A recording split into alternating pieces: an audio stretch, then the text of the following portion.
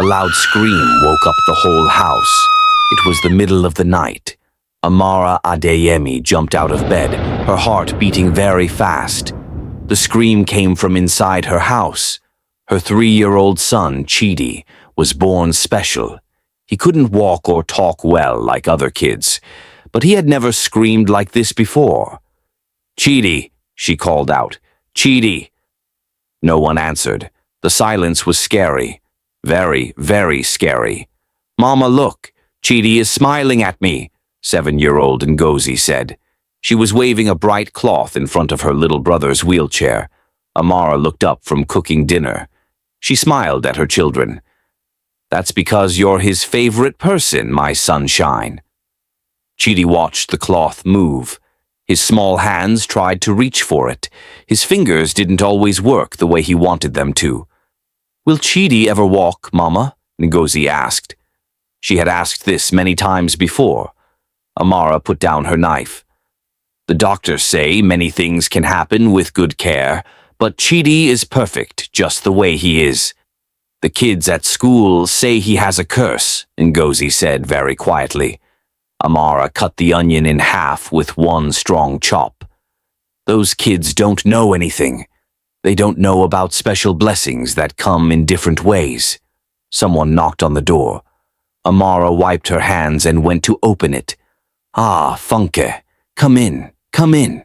She hugged her husband's sister, who came in with a small bag. "I brought some special herbs from the medicine woman," Funke said, looking at Chidi. "They say it helps kids like him." Amara's smile got smaller. "We are using the doctor's medicine, Funke, but thank you for thinking of us." Funke made a tisk sound. "These new doctors with their costly medicine that doesn't work, how long has it been? 3 years? And still no big change?" "There is change," Amara said firmly. "Last week he held his spoon by himself for almost a minute." "A minute," Funke repeated in a way that showed she wasn't impressed. "My friend's cousin had a child like this. They took him to Pastor Obiora, and after one prayer the child stood up and walked." Amara went back to her cooking. Her back was stiff. "We have been to 3 different pastors. We have paid money we don't have for special prayers. We have tried the village healers too. But Chidi has cerebral palsy. It's a medical problem, not a curse." "I'm just trying to help, sister. You worked so hard since Emeka died." Funke stopped talking, knowing she had said something hurtful. Amara's hands shook a little. "My husband died. He didn't leave us by choice." But sometimes, in her sad moments, Amara wondered if Emeka would have stayed anyway. Would Chidi's problems and the big doctor bills have made him leave, like many friends and family had left them? "Mama," called Ngozi from the other room, "Chidi is getting sleepy." "I should go," Funke said, putting the bag of herbs on the table. "Just think about it. What harm could it do?" After Funke left, Amara went back to her children. Chidi's eyes were closing, his head leaning to one side. "Let's get you ready for bed, my little fighter," she said, lifting him from his special chair. At 3 years old, he was getting heavier, but she had grown stronger too. As she gave him a bath, Amara sang the song her own mother used to sing to her. Chidi watched her face and smiled a little. "Mama loves you so, so much," she whispered as she put on his clean night clothes. "Every bit of you is perfect."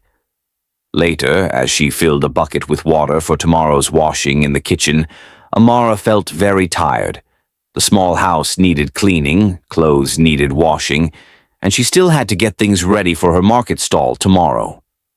"Mama, can I read Chidi a story before he sleeps?" Ngozi asked, holding up an old picture book.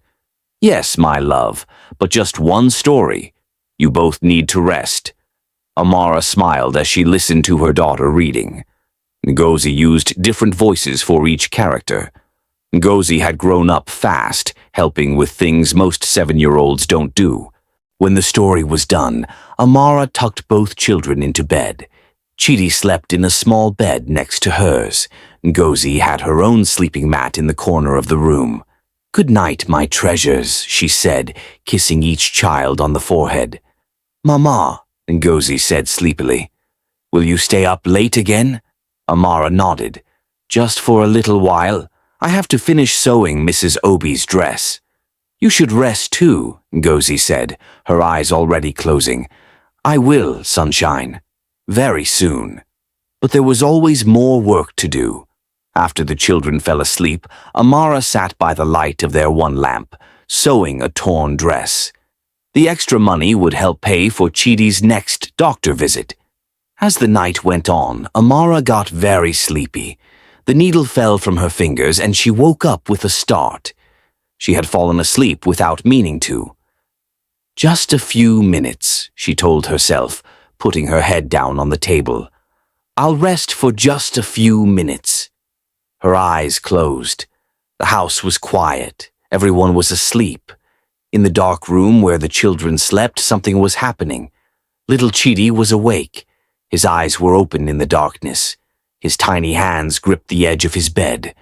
With all his strength, he pulled himself up. His legs didn't work well, but his arms were getting stronger every day. The chair next to his bed tipped over with a soft thud. Chidi froze. Did Mama hear? No, the house stayed quiet. He pulled himself to the edge of the bed. His favorite stuffed lion fell to the floor. He wanted to get it. Slowly, carefully, he lowered himself down. With great effort, Chidi dragged himself across the floor. It was hard work. His body didn't move the way he wanted it to. But he kept going, past his sleeping sister, through the doorway, into the kitchen where Mama had been working. The moonlight came through the window. It made the water in the big bucket shine like silver. Chidi pulled himself closer. Maybe his lion was there. Maybe Mama was there. He reached up, his small fingers gripping the edge of the bucket. He pulled himself up to look inside. The bucket was tall. Chidi had to stretch more, just a little more. His hand slipped. And then, a terrible splash. Water everywhere, darkness closing in, and a scream. One desperate scream before the water filled his mouth. Hours later, the silence after Chidi's scream was very scary. Amara stumbled in the dark, her heart pounding. "Chidi, where are you, baby?" She reached his bed and felt around. The sheets were empty, cold. He had been gone for some time. "Mama?" Ngozi called, sounding scared. "Where's Chidi?" "Stay there, Ngozi," Amara said, trying not to sound scared. "Don't move." She looked for matches, her hands shaking so much she broke 3 before lighting the lamp. The light showed what she already knew. Chidi was not in his bed. How could he have gotten out? He couldn't walk by himself. He couldn't even sit up alone for long. Unless... Amara ran to check the chair she sometimes used to prop him up. It was lying on its side. Somehow, Chidi must have pulled himself out of bed, using it. And then, a terrible thought hit her. The kitchen, the washing bucket she had filled earlier. Her legs felt weak as she ran to the kitchen, the lamp making big shadows on the walls. And there, by the big plastic bucket, was Chidi's small stuffed lion, the toy he never slept without. "No, no, no, no," Amara cried, moving closer with terrible fear in her heart. The bucket was full of water, ready for tomorrow's washing, and under the water she could see a small shape. The lamp fell to the floor as Amara reached into the cold water and pulled out her son's limp body. "Chidi!" she screamed, laying him on the floor. "Chidi, please, wake up, baby, wake up!" His skin was cold, his lips blue. He wasn't breathing. "Mama, what happened?" Ngozi cried, standing in the doorway, her eyes big with fear. "Go get help!" Amara shouted, remembering the first aid class at the community center last year. "Run to Baba Namdi's house, now!" As Ngozi ran out into the night, Amara began pushing on her son's chest, tears running down her face. "Please, God," she prayed between breaths, "not my son. Please, not my son. I'll do anything." She turned him on his side, watching as water came out of his mouth, then back to pushing on his chest. Breath. Push. Breath. Chidi, Mama loves you. Please come back to me, she begged, her voice breaking. Please, my fighter, don't give up. Minutes passed. Her arms hurt, her lungs burned. But Amara didn't stop. And then, just as she heard people running outside, Chidi's small body jerked. A coughing sound came from his blue lips, bringing up more water. Chidi, Amara gasped, quickly turning him on his side again as he kept coughing. Baba Namdi came through the door with Ngozi and several neighbors. He's breathing, Amara cried, holding her son as his eyes fluttered. He's breathing. The health center, Baba Namdi said firmly. He needs to go to the health center now. In moments, they were rushing through the dark village paths, Baba Namdi carrying Chidi, while Amara ran beside them, holding her son's hand and praying hard. The hours at the small health center were a blur of waiting and crying and praying. Dr. Adebayo, the only doctor for many miles, worked hard to help Chidi. He breathed in some water, Dr. Adebayo explained, his kind eyes tired but happy. But you got to him in time, Amara. Your quick actions saved his life. Amara sat by her son's bed with Ngozi asleep in her lap. I fell asleep, she whispered, feeling ashamed and guilty. I should have been watching him. You are one woman doing the work of many, Dr. Adebayo said gently. No one can watch every minute of every day. But that's what he needs, Amara said, tears coming again. That's what a mother should do. Dr. Adebayo checked Chidi's heart and breathing again. There's something else you should know, he said quietly. When we were checking him, we found something unusual in his brain pictures. Amara's heart sank. Something worse with his problem. To her surprise, Doctor. Adebayo shook his head. Actually, it might explain some things. There's a small lump pressing on part of his brain. It's probably been there since he was born, making his problems worse. A lump, Amara repeated, trying to understand. Yes, and the good news is it can be removed with surgery. There's a special brain doctor visiting from Lagos next week. With your permission, I'd like him to look at Chidi. Hope, a small, fragile hope, began to grow in Amara's heart. You mean there's a chance it could help him? I don't want to promise too much, Doctor, Adebayo said carefully. But yes, removing the pressure could help some of his problems. He might move better, maybe even talk better. Amara looked down at her sleeping son, his chest now going up and down steadily. But the cost, I could never pay for such an operation. There's a special group that helps children like Chidi, Dr. Adebayo said. I've already sent them his information. I believe they will help. For the first time in a long time, Amara let herself dream of a different future, one where Chidi might take steps by himself, where he might say, Mama, clearly enough for others to hear. 6 months later, Mama, look, Ngozi called from the yard. He's doing it again. Amara hurried outside, wiping her hands on her apron. There, in the sunlight, Chidi stood holding on to a wooden walker. His legs shook with effort, but his face showed he was trying hard. I'm watching, my fighter, Amara called encouragingly. Show Mama what you can do. With great effort, Chidi lifted his right foot and moved it forward, then his left. 1 step, 2 steps. He moved slowly, shakily, but he was moving. Mama, he called, his voice clearer than ever before. Look. Tears came to Amara's eyes, happy tears, thankful tears, loving tears.